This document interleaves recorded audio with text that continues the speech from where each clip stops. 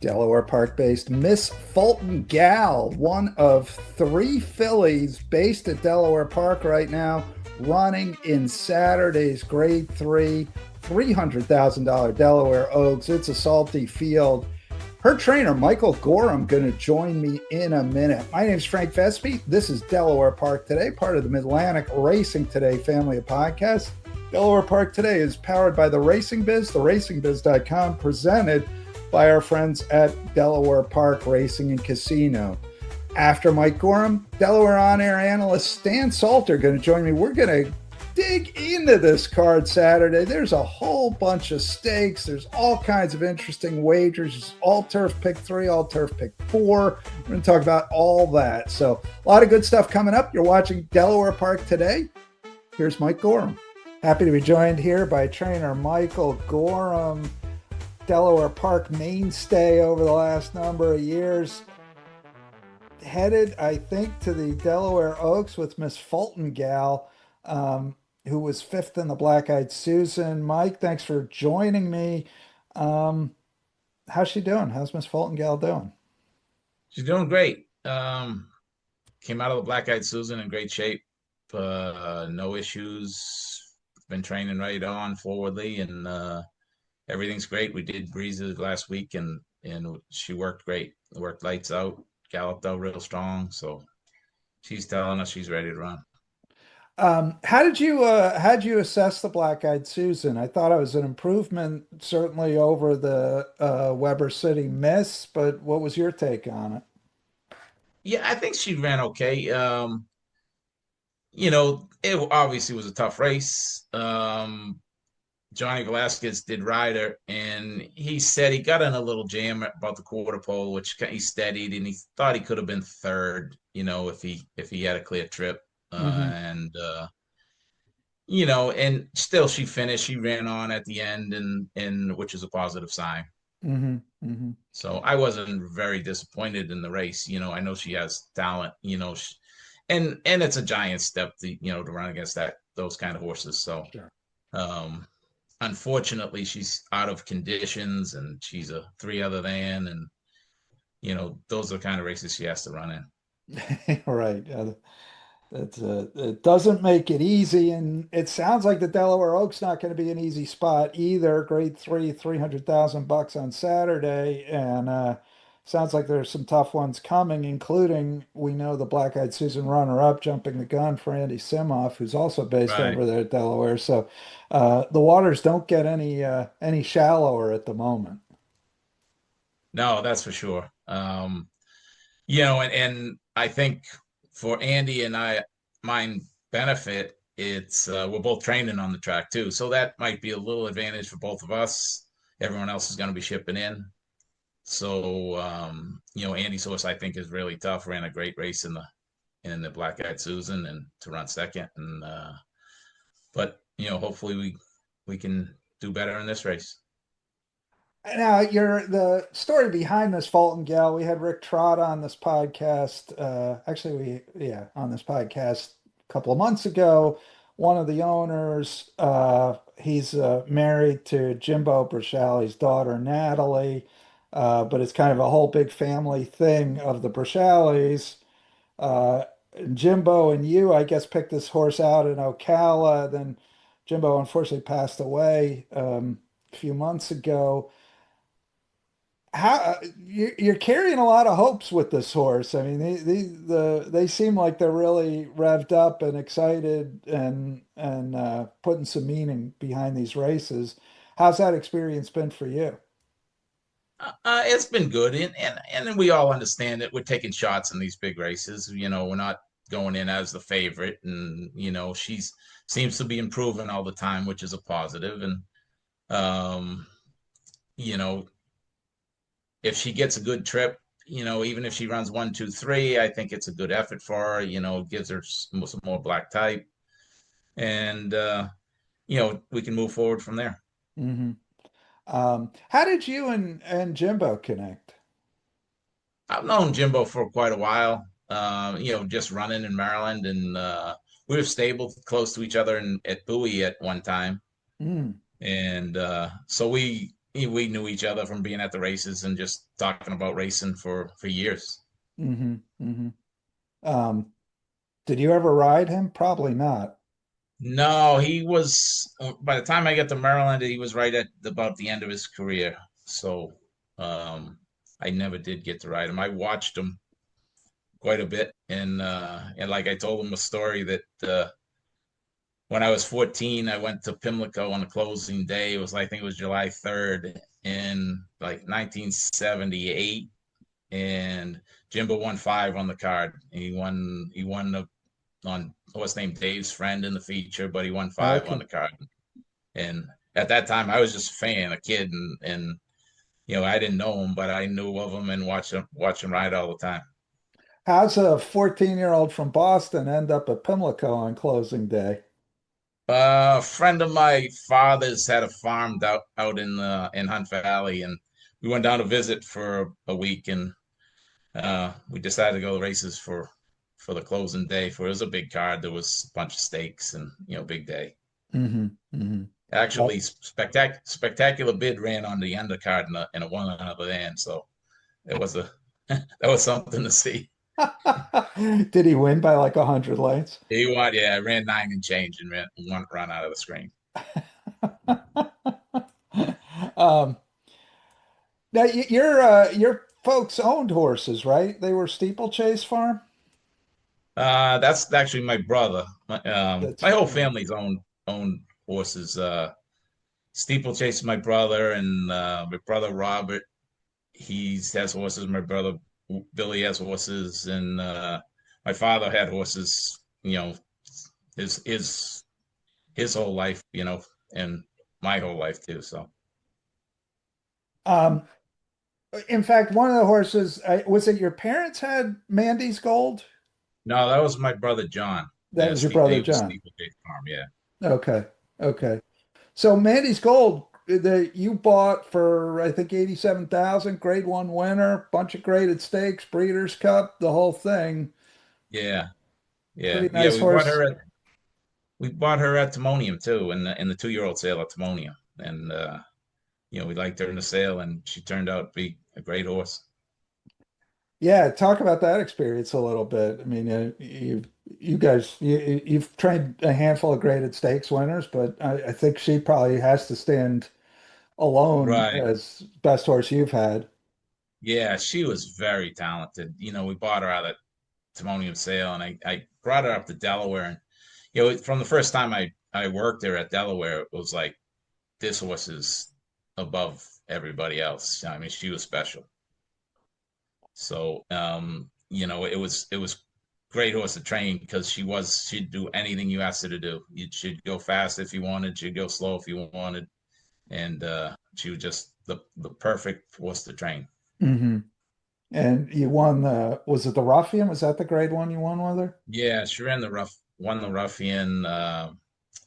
She was third in the Ballerina, and she won the Honorable Miss at Saratoga. Was a grade 2 or maybe 2 or 3 at the time, and yeah, she did run in the Breeders' Cup at the end of her career, and she finished 5th in the Breeders' Cup. Hmm.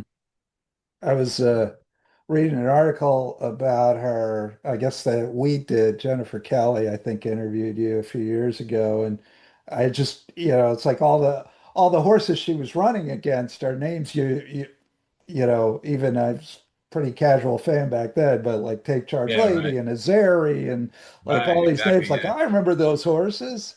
yeah, You had to run up against some heavy heads there. yeah. She definitely had some tough races for sure. She ran in the Apple Blossom to she finished third to Take Charge Lady was second, and Azeri won the race in the Apple Blossom at Oakland, and you know a tough race, and she only got beat a couple lengths. Ran a huge race, but just ran into some real tough horses.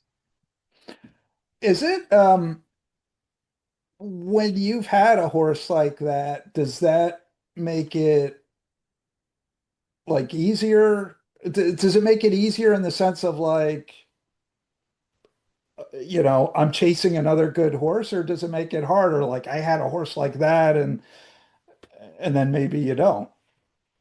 I think when you have better horses, you learn a lot more about the game. The better horses definitely teach you a lot where you know what kind of training they need. Some of the horses that really talented don't need as much training Really?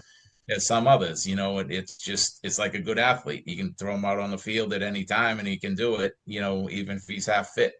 Mm-hmm. It's just but when you train a good one, it's the competition. You're always running against good horses. You start running the stakes, there's always someone coming at you. Right, right. That's interesting. So do they, are you saying they don't need to be as fit, or do they do more on their own? Like, They're just talented. mm, They have to be fit, and they get fit probably easier than some of the cheaper horses. They hmm just get it's just like the professional athlete, playing football. hmm They're just that much above everybody that and you run in say a smaller stake, you know, you really don't have to be at the top of your game to win it. Maybe hmm you're that much better than them, hmm and hmm that's makes a big difference. Interesting. Um, you started your career, I was looking at you started your career in 85, went out on your own in 85. And back then, and I guess for a number of years afterwards, a guy could make a living, a jockey, a trainer could make a living and never leave New England in the thoroughbred industry. And Yeah, now there's no New England in the I thoroughbred know. industry. If you told me then there'd be no New England at any time, there was so much racing. We had Suffolk and Rockingham Park. We had all the fairs. Um, even when I was young, there was Narragansett, Lincoln Downs, and just all kinds of racing. So at one point when Rockingham and Suffolk were running together, you could run 7 days a week. There was racing every day. But and I didn't think it would ever go away, but it did. That's why nothing's certain. Even where we are right now, nothing's certain. No, nothing is certain is for sure. Yeah, and that's why there's so many New Englanders in the Mid-Atlantic. Yeah, and a lot of friends of mine that were great horsemen that just didn't want to leave, and they went off and did other jobs, which were the great horsemen, and knew the business from day one. Started as kids like me, and they just got out of the business when New England closed. Um, So talk about the fairs for me. You and I have talked about the fairs a little bit, but fairs, I think fair racing is cool. It's a totally different sort of vibe from the regular tracks. But what was it like in New England back then? It was great. They had a circuit. We'd start at Marshfield Fair, run 10 days straight. Then you get 4 days off, and then you go to Northampton Fair, and they'd run 10 days straight, and then 4 days off, and ran at Great Barrington Fair, and they'd run 10 days straight. So that was the main circuit when in my time up there. Before that, they had actually more fairs. When I was a real young kid, Hmm there were more fairs, so that ran through all the summer. But it was only really like 30 days, when I was involved in it, and hmm uh, and it was different. We went there really not to really make a lot of money. If you made money, great, but it was like kind of a vacation for us if we went to the fair. We'd just go have a good time, and everyone, there'd be a party every night, and we were all young, and it was great, and everyone worked with each other. Everyone knew each other, everybody helped each other. If someone needed help, someone to run a horse from earlier in the day, you'd help them, they'd help you later in the day, and it was all a kind of a big community. Was it the same people who were running Suffolk and Rockingham, or was it a kind of a No, it different was a group? different group. It was all the fairs were owned by different people, but they ran it as a circuit, so um and it was good. And they had the fair too, so they had the rides and all the demolition derby at night, and things like that. So and it was big in the towns that they had it in. It was big for the town. It brought a lot of people into the town, and Hmm. I would I would imagine a lot of income too. So I think Northampton was the last one, right? They raced in the yeah, 2000s, I think. yeah, Northampton was the last one. Yeah, early 2000s. It it ended. Um, and I managed to get to Suffolk once before it closed. And my experience there was I hit like the last race, and I went to cash, and I bet like 2 to win, say on a horse who was 5 to 1, so it was $12 or something like that. And the teller tried to hold back the $2 for himself. Yeah. I Well, was like, that happens too. Yeah. it's like, no, man, it's $12. You could give them Yeah. all Right. to Right. Right. me. Um, that's funny. I also, this is a track that would have predated you as certainly in thoroughbred racing. I did when I was in college manage to get to Green Mountain for the dog racing Oh, yeah. Right. Right. uh, Right. out in Vermont. So Yeah. Well, that was before my time when they had the thoroughbreds there. But I know my father frequented the Green Mountain. did So he? yeah, yeah. Because he at that time he had some cheap horses, and him and his friends, and they'd go all over and run them and run at all the different tracks. So. Hmm. Were the Rhode Island tracks, were they closed by the time you started training? Yeah, by the time I started training, they were all closed. Yeah, I went to Narragansett a lot when I was a kid. Lincoln Downs actually closed before Narragansett, so I might have been there once or twice, but I remember Narragansett good, but not a lot of the others. Yeah, yeah. I remember talking to Eddie Gaudette, who rode, I think, at Pasco Park. He was talking about Yeah, yeah, so, another New England refugee. yeah. He was there. He was long gone before I got really rolling. So Yeah, yeah. Well, I guess he'd come down here years before, right? And, yeah, yeah. now you guys, you've had horses. You had obviously we just talked about Miss Fulton Gal and the Black Eyed Susan. You had Pay Billy and the Preakness last year. So you've had some pretty nice horses the last few years. Um, what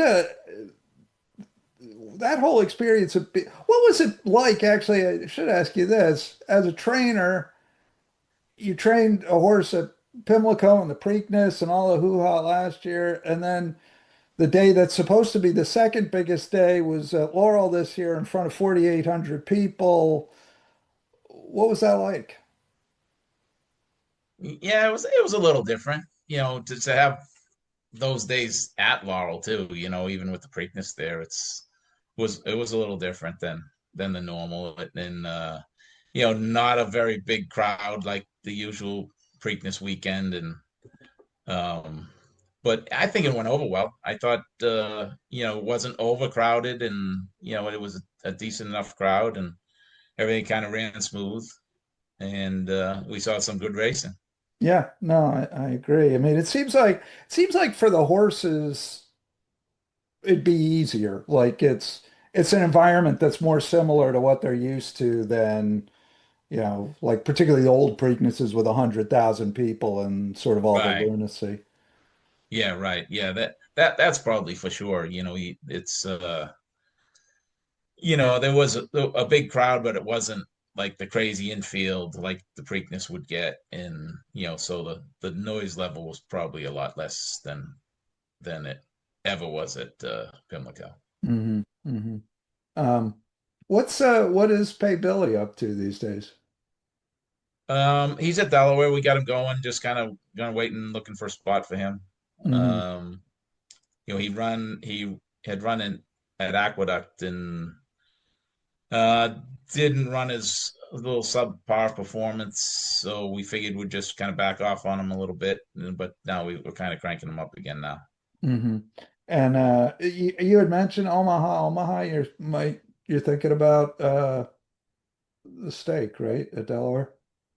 Yeah, I have nominated. I was just thinking if it came up light, I might run him in it. If not, probably just look for two other than. Hmm. And there's a chance that we might try him on the turf. He had run once on the turf as a baby, but he really wasn't seasoned enough to do much. But he has some turf pedigree, so that might be in the cards over the summer. Hmm. Hmm. So we'll keep an eye out for that. What else? Don't you have you had a horse that ran, am I remembering this right? Third in the stake at Aqueduct recently? In the last fall we had Candy Moonshine. Okay, that's the horse I was thinking of. That was last Yeah, fall. yeah, last fall, and she's back now, and she's just about ready to go. Actually, she works tomorrow. She works good. We're gonna find a race for her. So, Are you but looking she's probably a she's other than for or yeah, a other than or maybe a softer steak or 3-year-old Philly steak, something like that. But Mhm. I would prefer an a other than. And where she broke a maiden at Aqueduct and she ran back in the stake at Aqueduct and she ran a big third and we were kind of up against it at the end of the season. She ran back in 11 days, which wasn't ideal, but she ran a pretty good race and got beat maybe a length and a half and finished third. So she ran really good. And, now she's kind of bigger and stronger this year.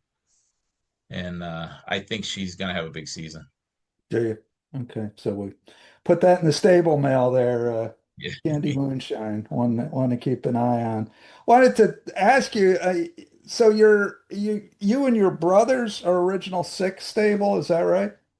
Yeah, and some friends of mine, and I have a couple nephews and some friends of mine from home too. So it's actually a group of 7 of us involved in it. So So it's misnamed.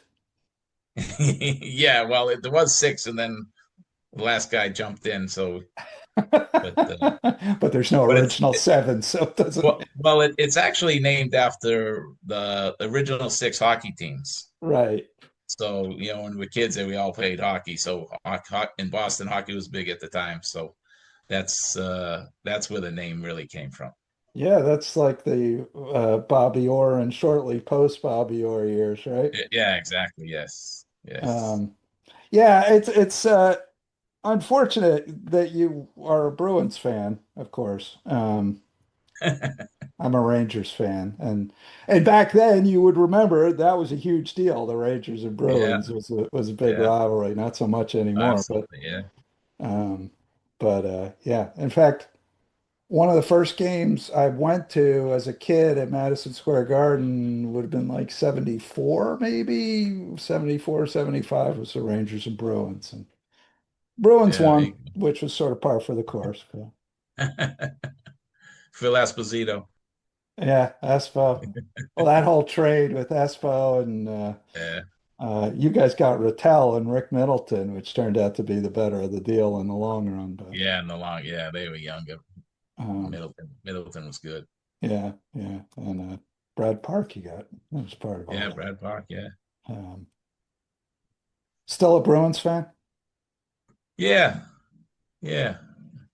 I mean, they had an okay team this year, but they need a few key players. Yeah, yeah. Well, the Rangers are horrible. So Yeah. they've been terrible the last couple of years. But Yeah. Right. um, what else should we be looking for? Anything you're excited about? Any 2-year-olds we should keep an eye on? I have I have like 7 2-year-olds right now getting ready. They all seem good. They're doing good. We really hadn't set them down to really find out how good they are, but they're all going forward, and I'm happy with them all. So Hmm. there's none that I'm ready to get rid of already. So that's a good thing. How quickly do horses usually tell you what they are? It's kind of tough with the 2-year-olds because some want to develop a little later than the others. Some are early and they tell you, I can run right away, and some of them, you have to really wait till the light bulb goes on, and they said, oh, okay, and I know what I'm supposed to do now, and they decide to run fast. So, but they're all different too. It's just you 2-year-olds. You're hoping for the best. You're hoping they can really run, and you get them going, and you know some can run, some are just horses. Right, right. A lot of them are just horses, right? Yeah, unfortunately, yeah. Yeah, yeah. No, it's a funny thing you were talking about before, how, the better horses can be easier to kind of get ready and they maybe don't need as much. And it's like the slower horses are going to eat just as much, need all the same Right, care, maybe even more. right, And then they're still right, slow and you get right, them to the racetrack. right. Well, they Um, all find a level eventually, whether it's right. 5,000 claimer or a stake horse. So, Yeah. Yeah. When was for you, when was the moment you said, this is what I want to do? um, when I was in Boston, I worked at the track in the morning, then I worked my father in the afternoon, and I did that for a few years, and then I had a shot to get some more horses, and I told my father, I said, to give it a go. I can always come back and work for you, and he said that's fine, and he I had a couple of horses for him at the time, so we gave it a go, and we started off pretty good, and I just kind of kept at it. Hmm. But I mean, as soon as you like, did you decide like when you were a kid going to the track with your father or Yeah, I knew I always wanted to be in the game. I when I was 16, I bought a yearling for myself, and I brought it home and broke it at friend of mine's little farm, and broke it and got it ready to races, and so sent it into the track and ran it first time out at one and got claimed for 15,000, and so I made about 20 something thousand with the horse, and so I thought it was an easy game, so might as well keep on rolling. so you had the worst possible experience, a successful first horse. Yeah, and everyone was upset when they claimed it. Oh, they claimed your horse. I said, yeah, but they gave me 15,000 for it. That's what King Leatherberry always used to say, like when guys would get mad that he claimed the horse, he'd say, look, I got the horse, but you got the money, and we won't know Yeah, for a right, couple months who right, got the better deal. So, right. um, that's pretty funny. So starting at 16, you broke a horse, you bought a horse, broke the horse, sent it to the track, and it won first time out. Yeah, yeah. That was the first horse that I officially owned by myself. So Uh-huh. Um, did you work for Bruce Smith? Is that right? yeah, yeah. Bruce Smith and his son Stephen Smith was the assistant, and good group of guys that we worked with then, and just real horsemen, and learned a lot from them, and that helped me huge for the Hmm. game. Hmm. Hmm. Um, it's a tough game to stay in, isn't it? Yeah, it's not easy. Every day's a new story. You could be top of the world today, and two horses get hurt tomorrow, and then there you go, and you knocked out of the game for a while. So it's it's a lot of luck. It's a lot of luck, and it's tough every day. Something happens every day. Good or bad, it's something happens. So it's you can't let it get you down, and just try to keep on trucking. Yeah, yeah. I mean, I think it was Mike Pond said to me like one of the first things when we were starting to get in, he said, well, horses are trying to kill themselves 24 hours a day. And um, Yeah, so some of them for sure. Yes. that's part of it. But the other thing that seems like a challenge is like for guys in your job, you got to keep finding new owners as owners, age out or wash out or, throw up their hands. I mean, you got to Right. keep Right. keep new people coming in all the time. How do you do that? I don't really hustle anybody, or make any big moves. I just, if someone comes to me and I can take their horse, I'll take the horse to train. Um, but I do have some owners that I've had for a long time, and in my family, all my brothers have horses, or pieces of horses, so that's another thing too. So that's a lot less pressure, with my brothers who really know the business. They can handle the bad news probably Hmm. better than most owners. So, they take the good with the bad, and that's good. And now the younger generation, my nephews are now getting into it too. So that's a whole another deal we have going on. So that'll be good, and they all like the game. This past weekend we were at Saratoga for the Belmont and everything, and Oh, nice. all the guys are up there, and they like they like the action. So that's a good thing. We got to keep the youth in the game. Yeah, what are they? So they're the third generation, or is it more than three generations of Gorhams in the that have been in racing?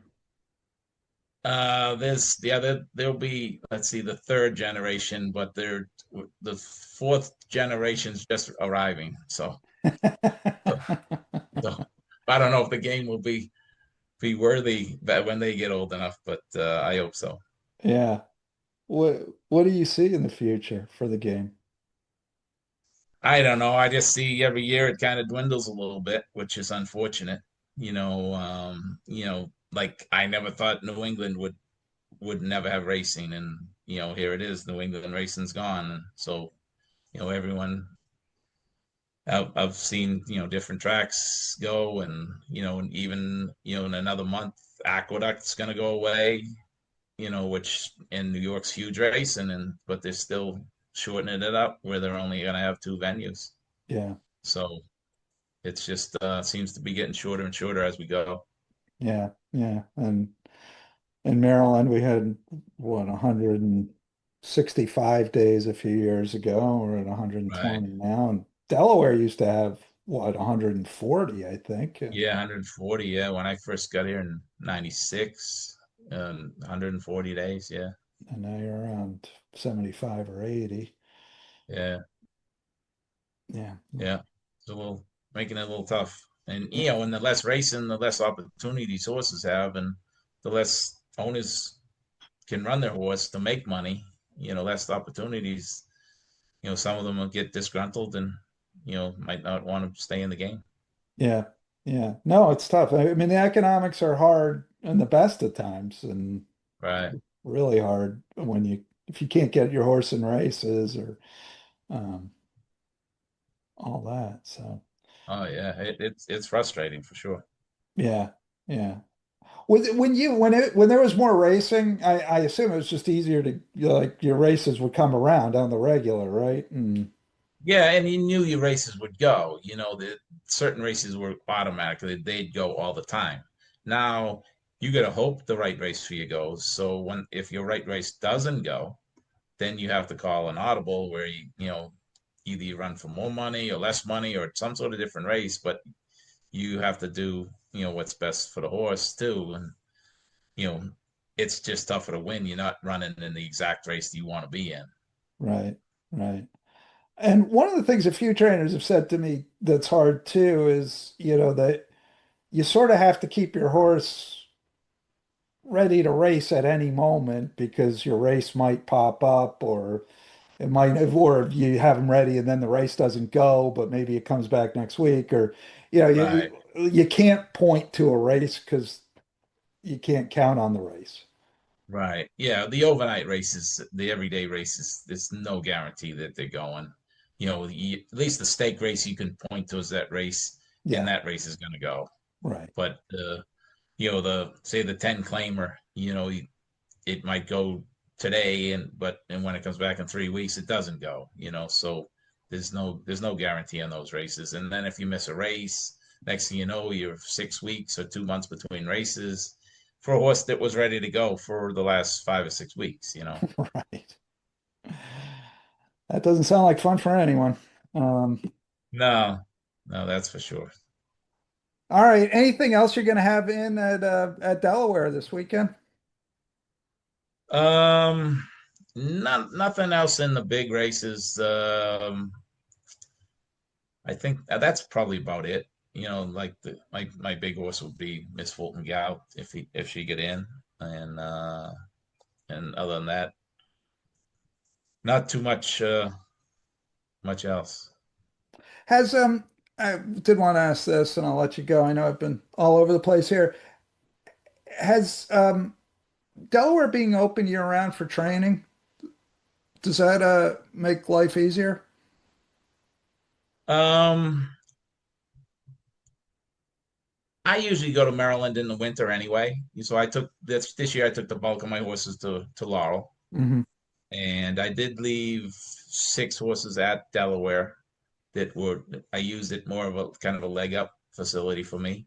Hmm. And when they were ready, I kind of took some to those to Laurel and ran at Laurel. And if some of the others needed a break, I'd send them back to Delaware, or if I wanted to back off on them, or send them to the farm and bring other horses from the farm. So it was actually good for me too, that just to have the extra stall space to, Hmm. and it's right near my house, so I could always check in on them after I come back from Laurel. So it's it worked out pretty good for me over the winter.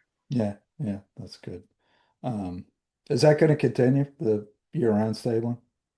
It's in the contract with the horsemen for I think another year, Okay. and it's dependent on enough horses that apply for stalls. Yeah. So hopefully it keeps on going. Yeah. All right. Well, Michael Gorham, thank you so much. I appreciate your time here, and thanks for joining me on Delaware Park today. All right, Frank, thanks for everything.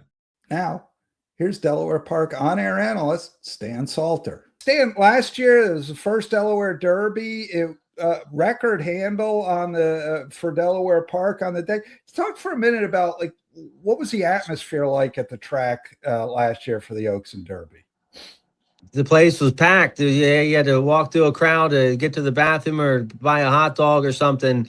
But it was great to see the place packed. I like seeing big crowds out here. Obviously, we want big crowds out here. And yeah, Delaware Derby was one of our biggest days last year. Record handle, like you said, and a big crowd. And we had some great racing. The Delaware Derby was a good race last year, and the Oaks and the 4 undercard stake races. So it was a big day, and it looks like this Saturday's Delaware Derby day, even a bigger day. We have 12 races. First race post time about 12:20. We're offering 6 pick fives on Saturday. 50-cent all turf pick 4, a $3 all turf pick 3. And of course, we have rolling pick 3s, and we got 3 pick 4s. So if you like the multi-race wagers like I do, I'm a big fan of those. I know the exacta players, they stick to exactas and try, they play.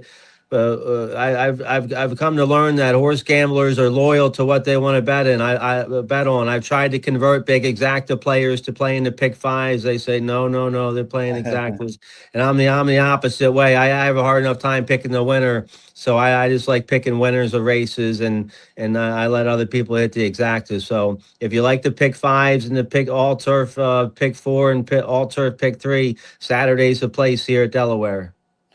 Yeah, all right. Lots of good stuff lots of good betting to be done. Let's you know what? Let's kind of start at the end here, Stan. Let's talk about the Delaware Derby and Delaware Oaks here as a starting point.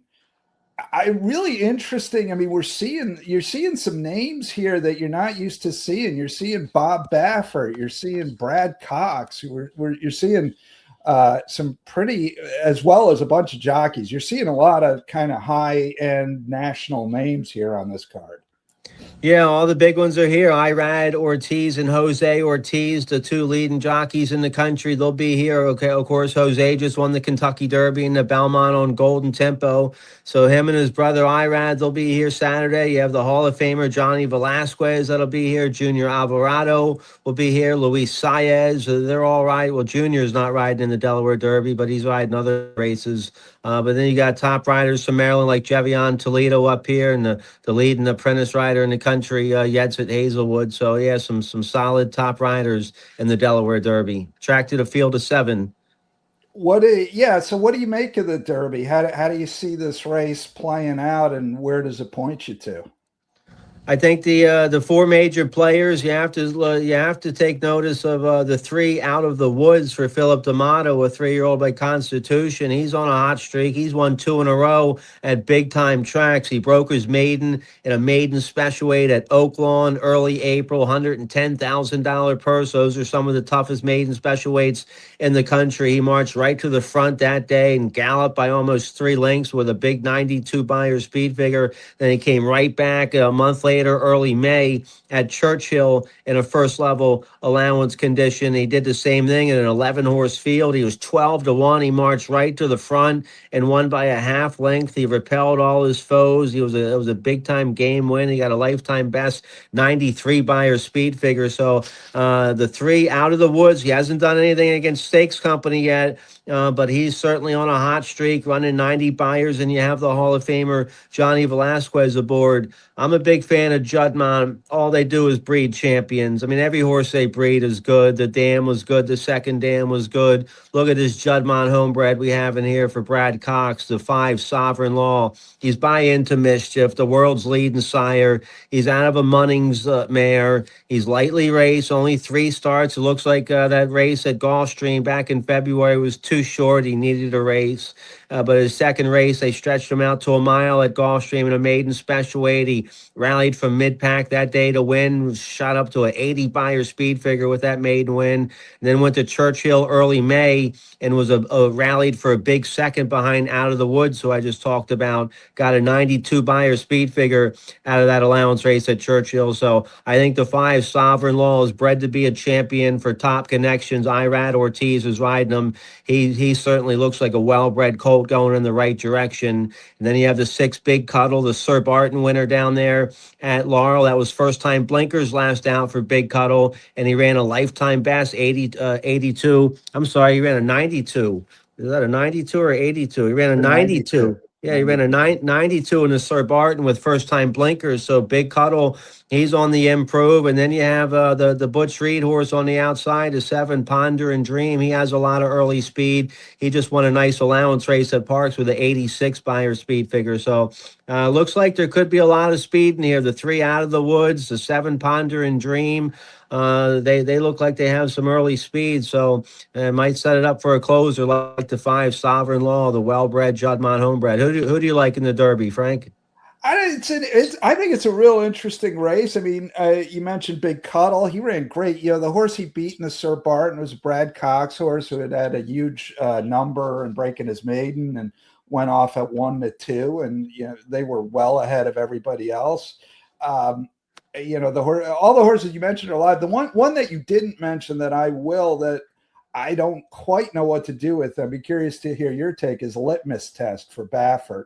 Little horse with a ton of talent, ran great as a 2-year-old. Not so much so far this year, although he's kept top company. What's your take on Litmus Test?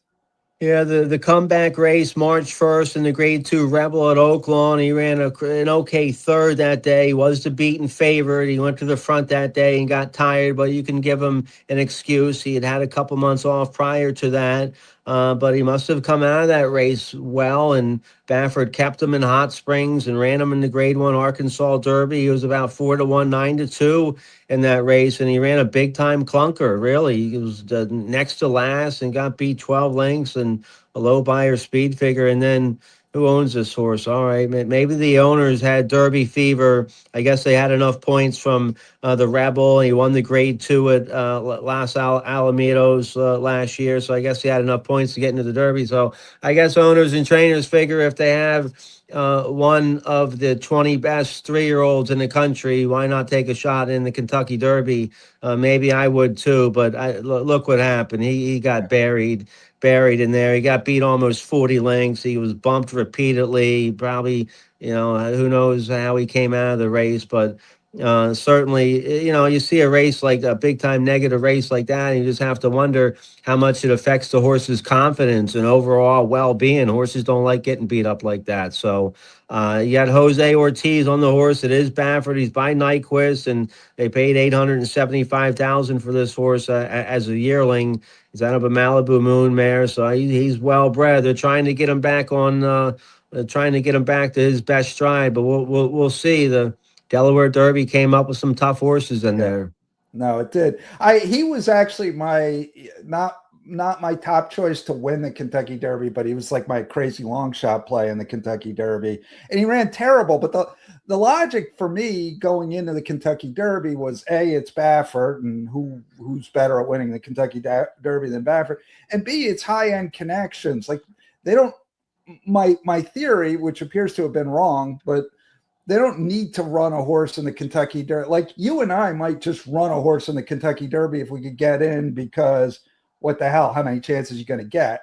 Madaket, Starlight, those guys, they don't need to do that. They have lots of high-end horses. So my theory was they must think he's doing really well to put him in there. And obviously, as you said, he got buried. So probably going to get off that train, but I keep looking back at those 2-year-old races and saying, boy, there's talent in there if they can find it. He's had a couple of good works since the Kentucky Derby. They worked him on the turf 15 days after the Derby, so he must have come out of the Derby perfect if they worked him 2 weeks later. And then since the turf 17th and a 59-3 on June 1st, and then a 47-4 on June 7th. So they're working his tail off down there at Churchill. Yeah, that is the Baffert way. Let's spin ahead one race. So the Delaware Derby is race 10, the Delaware Oaks, Grade 3 Delaware Oaks, 300,000 miles, 16 3-year-old fillies. Race 11. Let's spin ahead to that. Can anybody go with Dazzling Dame early?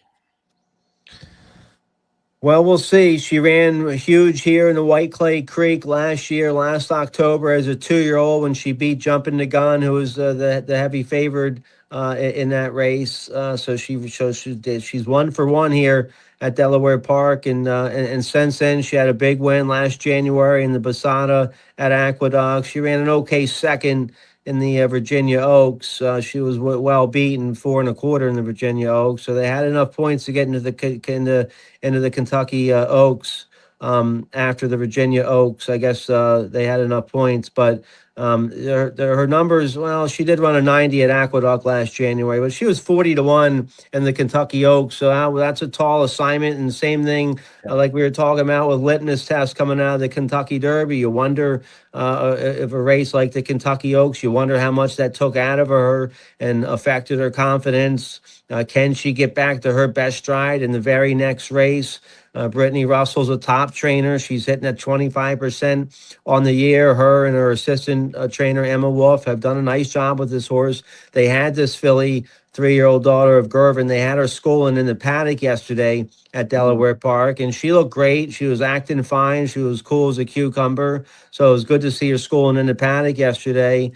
Since the Kentucky Oaks, that was May 1st. So we've had a couple works at Fair Hill since then. A bullet workout June 6th last Saturday, 101 flat on the main track at Fair Hill. So she's been training well since the Kentucky Oaks. It'll be familiar territory. She won here. She schooled in the paddock yesterday. Javion Toledo's back aboard her. Toledo's won on her 3 times. Toledo's won on her 3 times, so he knows the filly well. We'll see. There's got to be some other early speed in here. Probably looks like the 4 Favorite has a little early speed. The 2 Pashmina has a little early speed in here, and so they'll be. She's not going to get an easy lead in a Grade 3 300,000. There's 9 horses in here. She has a good post right in the middle of the pack. The 6 hole, that's a good post. So we'll see. I did mark her down as one of the horses to beat in the Delaware Oaks. I like the one Jumping the Gun. This will be her 3rd race back after having a nice winter freshening. She ran a big second in the Grade 2 Demoiselle last December as a 2-year-old. So she showed you how good she was as a 2-year-old. She's by Gun Runner. He's maybe second by a head behind End of Mischief as far as one of the world's leading sires. But Jumping the Gun, she ran well in the Weber City Miss. It looks she might have needed a race coming off the layoff, and she improved a lot in the Black Eyed Susan. She was a game second, the Black Eyed Susan, behind My Miss Mo, who was the favorite in that race for Safi Joseph. So I just think Jumping the Gun, her third race off the layoff. She's by Gun Runner. This is her home track. She's a 3-time winner, multiple stakes winner here at Delaware. I just think she could be sitting on her biggest race. Now, her highest buyer is only a 79. So there's horses in here that are running 92 and 80s and everything. So she's going to have to jump up and run a 88, 90 buyer or higher to win this race. But the third race off the layoff, Julio Hernandez, her regular rider's back aboard. He works her in the morning. She had a good work last Saturday, an easy 49. I think the one Jumping the Gun sitting on a big race. But Dazzling Dame, if she gets back to her A game, she'll be tough. The 7, Love Your Neighbor from Michael Stidham. She's been running against tough graded stakes company at the fairgrounds in Churchill. And then you have Brad Cox on the outside. Sneaky Good by Into Mischief. Irad Ortiz. This horse has been running well against graded stakes company at Oaklawn and Keeneland. So it came up a tough 9-horse field, the Grade 3 Delaware Oaks. Yeah, it sure is. I agree with you.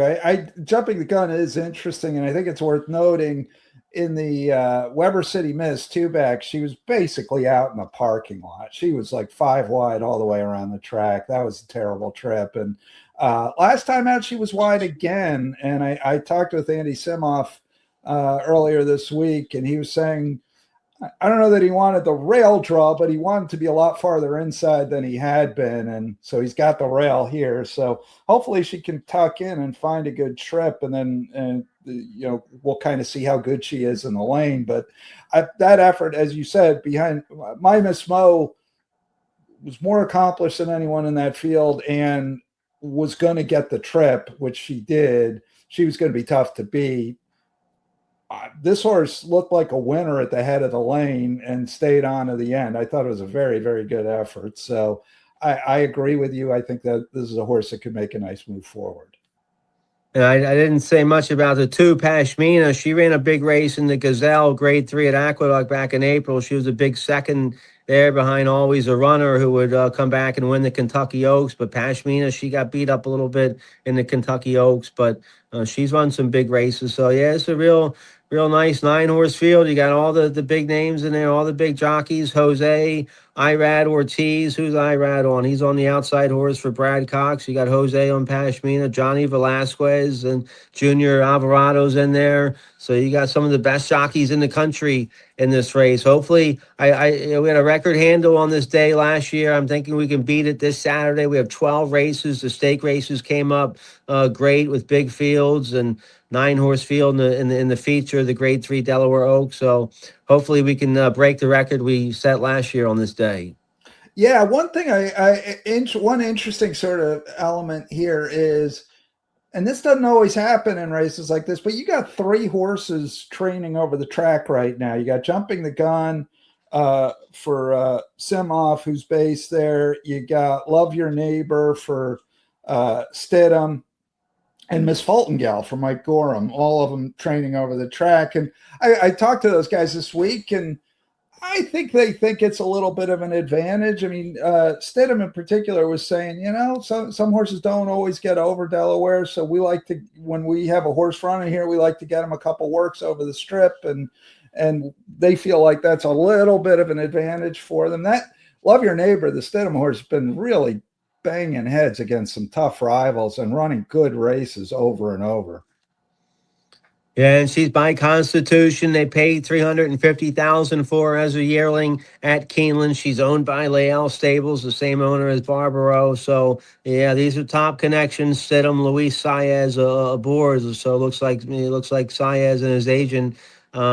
They probably would have had a chance to ride Jumping the Gun again if they wanted to, but it looks like they picked this horse to Stidham. But I think that'll work out for everybody. Saez has been on Love Your Neighbor, and Julio Hernandez has been on Jumping the Gun more than anybody.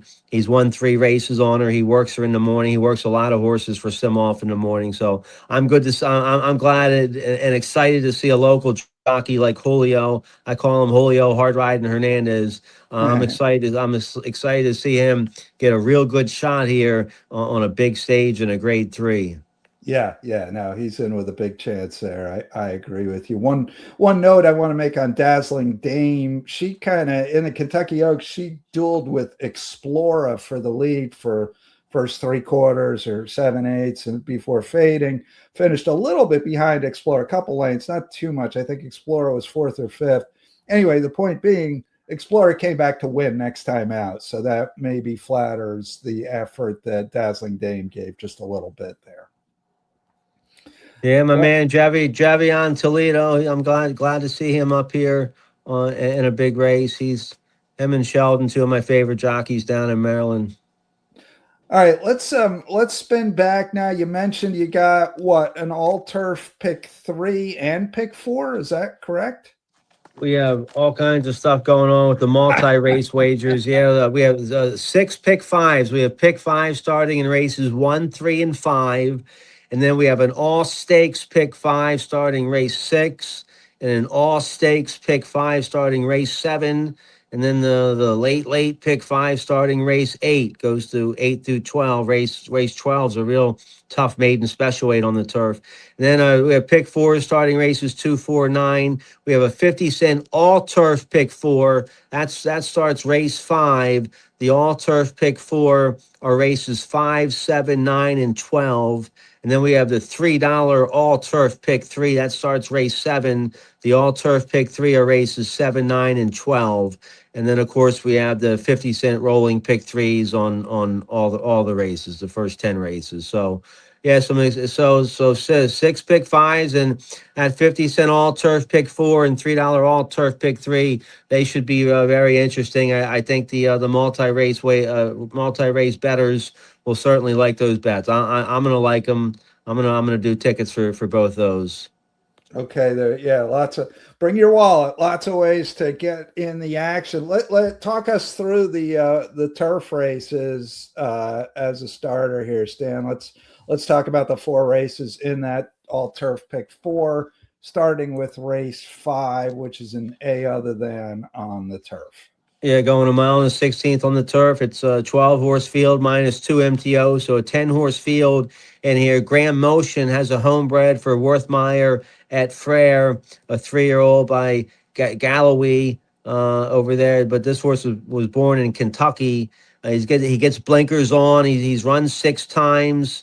I like that they're just putting the blinkers on now. They didn't put the blinkers on early. They let the horse develop and see what's around him, and now he has 6 races under his belt. Now they put the blinkers on when he knows what he's doing, and hopefully the blinkers will be a big help. Recently, the motion barn with first-time blinkers is 20%. This horse is called Alican, if I'm saying the name right. Irad Ortiz Jr. has the mount, and this horse just ran a lifetime best at Laurel back on April 19th, I believe, in a first level allowance condition against 3-year-olds and upward. He ran a real big second. Looks like he had some traffic problems at the 8th pole and just got beat 3/4 of a length, turned in a 78 Beyer speed figure, lifetime best. So this horse just ran a big race. Looks like motion has him going in the right direction. You get IRAD, you get blinkers on. So I like the 6, Alican. I think he's going to run a big race in race 5.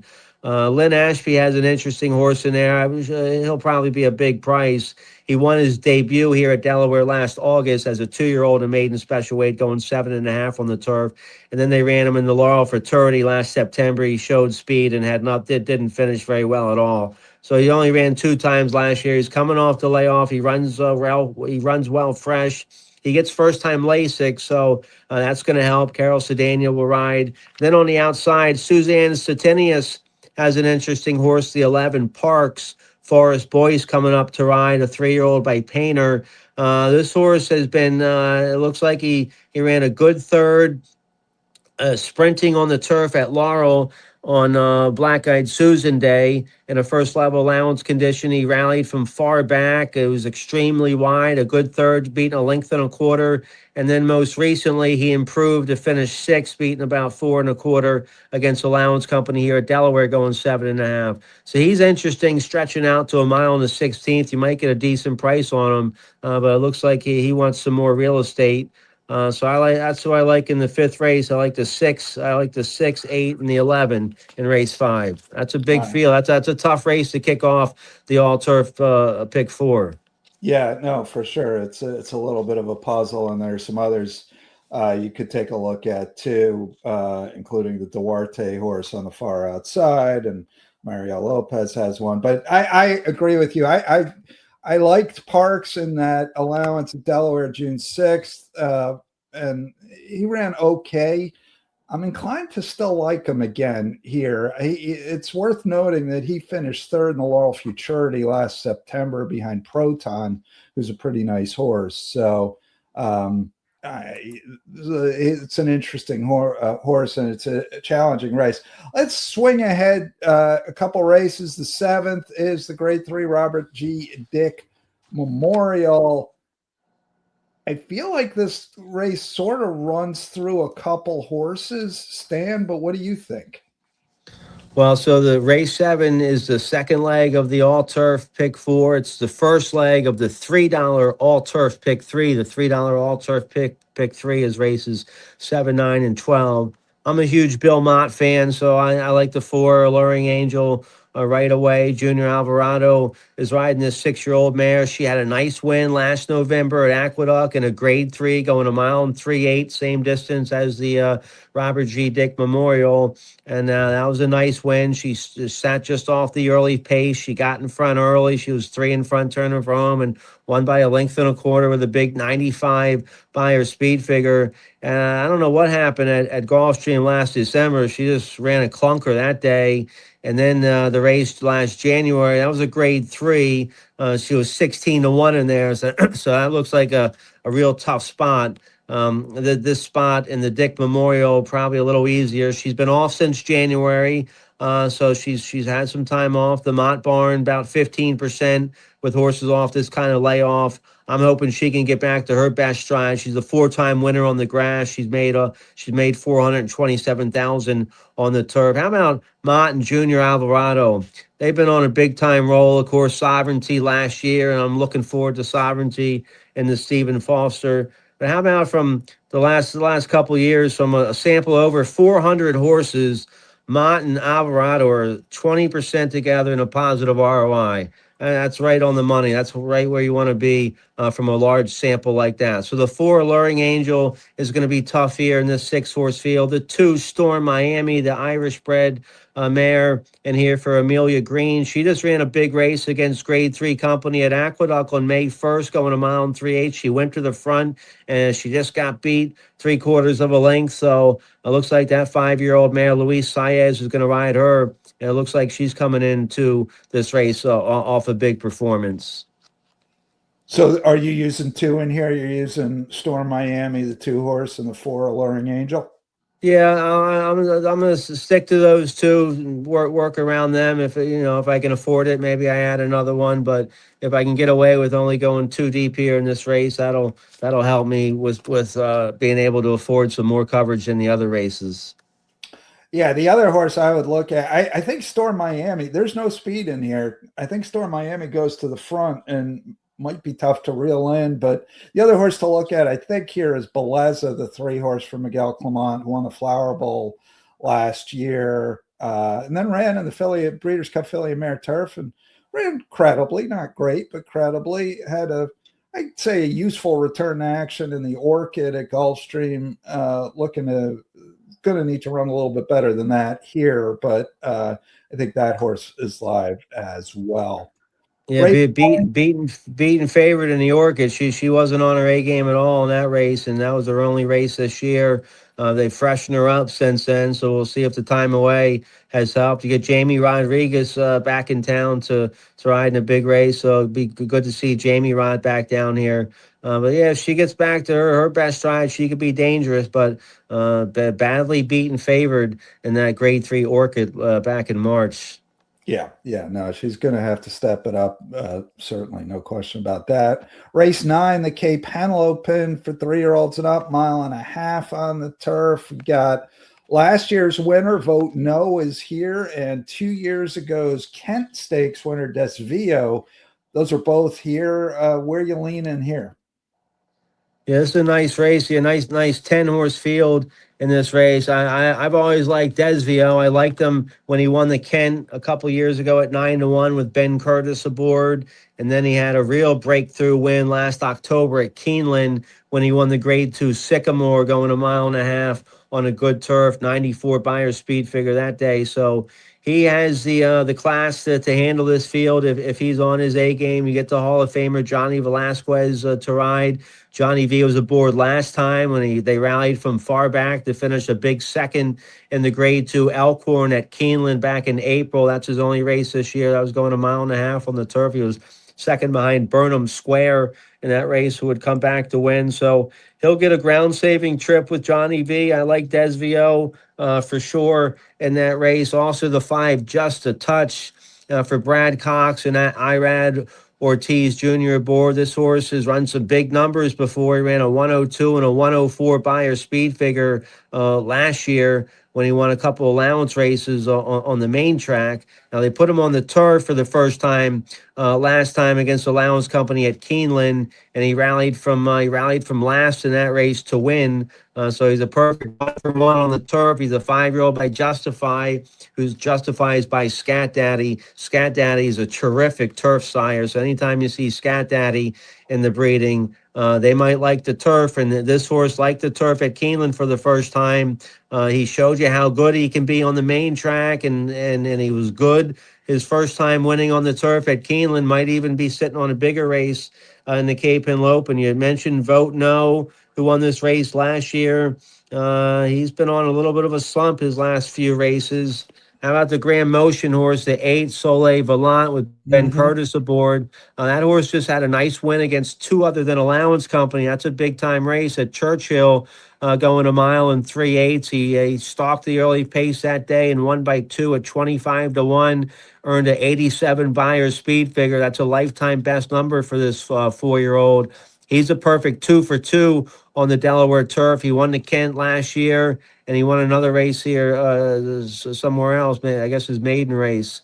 I guess he broke his maiden here at Delaware. So he's a perfect 2 for 2 on the turf. It's motion. I'm a big fan of the motion barn and this jockey Ben Curtis. So that's who I like in the Cape Henlope. And the 1 Desvio, the 5 Just a Touch, the 7 Vote. Well, I'm not crazy about the 7 Vote. No, he could be dangerous, but he hasn't been running well. I basically just like the 1, 5, and the 8 in the Cape Henlope. All right, you're going to go 3 deep there, and that'll get you to the 12th race to close the all-turf picks. Yeah, easy race to wrap it up, right? yeah. Nothing like maidens on the turf going a mile and 16th. Sure thing. What you got?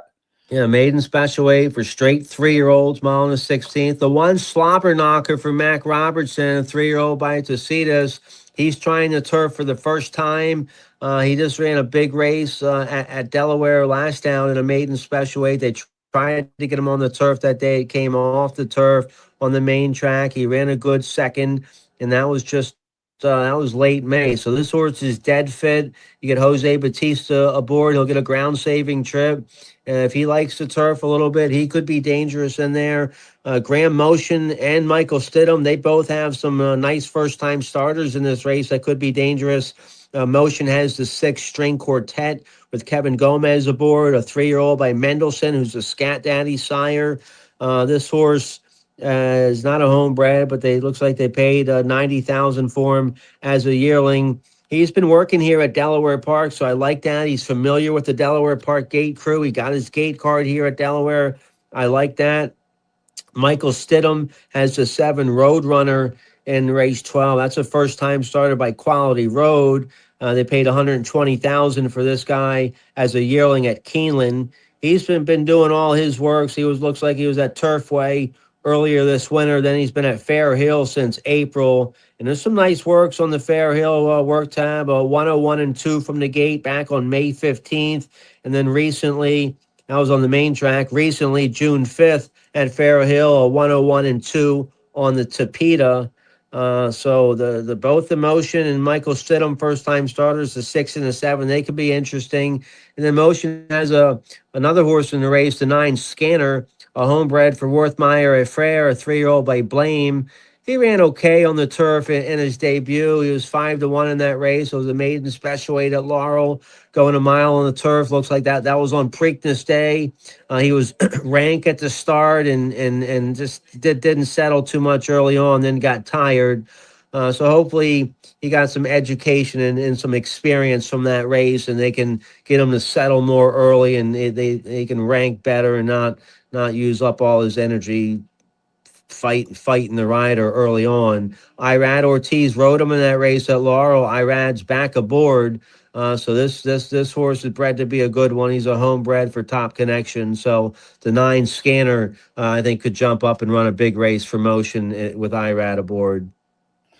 All right, let's talk quickly about 2 other stakes on the day on the main track. We got the Alapocus Run for 3-year-olds and up, going 6 furlongs. The Obia for fillies and mares, going a mile and 16th.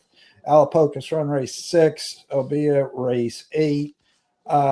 Challenging little field here in the Alapocus Run. We see Quince Brew, we see Haley's First Notion, we see Greg Sacco's got Just Beat the Odds, who finished second in the Riyadh Dirt Sprint with a bazillion-dollar purse. Pretty nice group of horses here, Stan. Yeah, a group of 9. Now the one Quince Brew has some early speed. He's one coming off the pace. He won the Jennings going a mile at Laurel last January when he stalked the early pace and won. Now he freaked in the Frank Whiteley 2 starts ago, April 4th at Laurel, going 7 furlongs. He marched right to the front that day in a 5-horse field, won by nearly 6 lengths. That race produced a next out winner. He earned a 104 buyer with that big win in the Frank Whiteley, and he's run 100 plus buyers before. So he's a real nice horse. He trains here at Delaware for the New England Hall of Famer Ned Allard. Forrest Boyce, who was aboard for the win in the Not for Love and the Frank Whiteley. Forrest Boyce will ride. He didn't run too well last time up in Aqueduct, May 3rd. I was going a mile, the Grade 3 Westchester. He went to the front that day. He was one of the favorites. He didn't finish very well at all.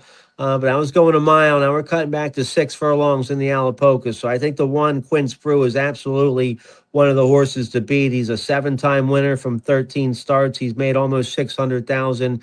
He'll be tough to beat. Now there's going to be some other speed in this race. Right to his outside, the 2 Haley's First Notion, the Sacco 6-year-old by Munnings, who was second over there in Saudi Arabia. That's where that race is run, right? Saudi Arabia. Yeah. Okay, Yep. all right. And Irad's riding that horse. Yeah, that horse is big time talented. He's made 745,000. He's run 103 buyer before. So he's real. So the 1, 2, and 3 look real tough in the Alapocus. Quince Brew's gonna not gonna have an easy time of it. So I like the 1, 2, and 3. And then another horse I like a little bit here. I think you just have to respect him. And that's the 7-year-old Durante, number 6 for David Jacobson, Top Barn. Junior Alvarado's going to ride. This horse has run 49 times. He's an 11-time winner. He's made over $1.1 million in earnings. He's 1 for 1 here at Delaware a long time ago. He won a race here. He had a nice win against Grade 3 company at Aqueduct on May 9th, and then just ran a clunker at Churchill last out. I'm not sure what happened there. But you have to respect the 7-year-old who's made over $1 million for Top Connections. He can if he resorts to his back class, he could beat this field on memory alone. So I like the 1, 2, 3, 1, 2, 3, and the 6 in race 6, the Alapocus. All right, that's the Alapocus Run, 6 furlongs. That's race 6. Race 8 is the Obia. Older fillies and mares going a mile and 16th. This kind of used to be the local prep for the Delaware Handicap. Now there's pretty big gap in time between them, so not really, but an interesting race in its own right. Where are you leaning here? You know who I like. There's a Judmont homebred nearby Into Mischief, the 4-year-old Chassin, number 6 for Brad Cox. Irad Ortiz is going to ride. This horse had a nice win against Stakes Company in the Sandy Bottom at Colonial back in March. 95 Beyer speed figure. She stalked the early pace that day and got up and won by a half length. That was her best race, a 95. I think a 95 could easily win this Obeah. They tried Grade 1 Company at Churchill May 1st. So they were certainly high on this filly. Of course they are. It's Judmont. It's into mischief. So they tried the Grade 1 at Churchill, and that just looks like it was a little too tough. She was 12-1 in there. It was a 10-horse field. She finished 5th, so she beat half the field in there. She only got beat 6.5 in there. She earned an 84 Beyer speed figure in there, so she didn't run too bad. Maybe that Grade 1 was just too tough, too early. I see graded stakes wins in this filly's future. I think this race, the Obeah for 150,000, will be a nice stepping stone for her. I think the 6 Chassin is the class here in this race. It's an 8-horse field. There's some other tough ones in there, but it's Judmont. It's into mischief. She's run a 95 before, so that's who I like. I might even use her as a single on some of my tickets. Maybe the 6 Chassin.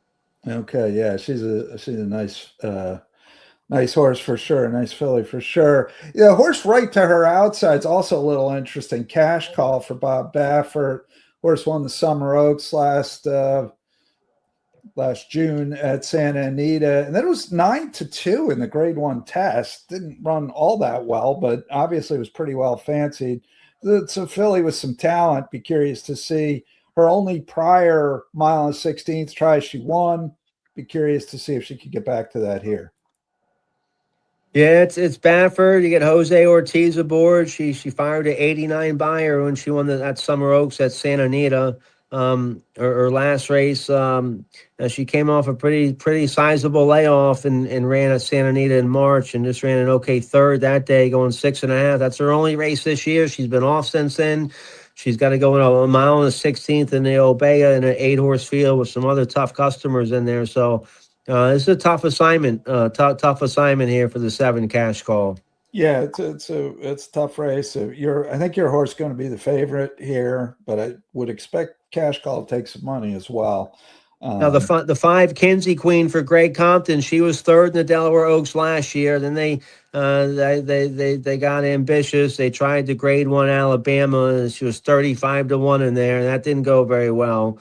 But they did the right thing. They gave her some time off after that. The comeback race last December at Remington, she ran a nice, useful second against Allowance Company, 73 Beyer, and she's been off since then. So we'll see how she does coming off the layoff. But she likes it here at Delaware. She trains here at Delaware for Compton. You get Junior Alvarado. So the 5 Kinsey Queen could, if she's ready off the layoff, she could fire a big effort.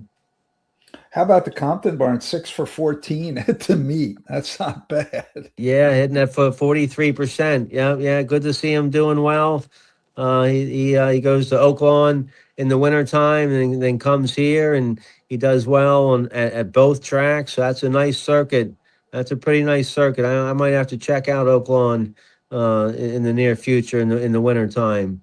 But yeah, great to see him. He's an Arkansas guy, a good guy. He likes to do interviews in the paddock and everything. He's a cool dude. He's a big Arkansas fan. I think he's probably like a big Arkansas Razorbacks fan and everything. Mm-hmm. So yeah, it's a nice filly. That's a nice filly. He's got Junior Alvarado, who's a boarder. When she finished 3rd in the Delaware Oaks last year. She was also 3rd in the Black Eyed Susan last year. So she showed her class last year as a 3-year-old. This will be her 4-year-old debut. She hasn't run in about 6 months, but she has a couple nice 49 and change works here at Delaware. So Compton will have her ready to go. The barn is certainly red hot right now. They're hitting on all cylinders. Yep, absolutely. All right. 12 race card. Post time for the card is 12:20, but we keep moving them to 12:25, so we'll see. But currently post time 12:20, 12 race card. Looking forward to it. Should be a great day of racing. I'm reminded of the words of the late great Rich Glazier. Never rains on Saturday at Delaware Park. We're going to keep our fingers crossed for all that. And it's supposed to be cooler. It's supposed to be cooler on Saturday. Oh, beautiful. Supposed to be like today and Friday. Today, this is Thursday, and Friday is like in the mid 90s, upper 90s, and high humidity. But Saturday is supposed to be like 89, 90 degrees, a little cooler and lower humidity. So, and we're supposed to maybe get some rain Thursday, Friday night. Hopefully, it's just a little sprinkle. The turf course could use a little sprinkle.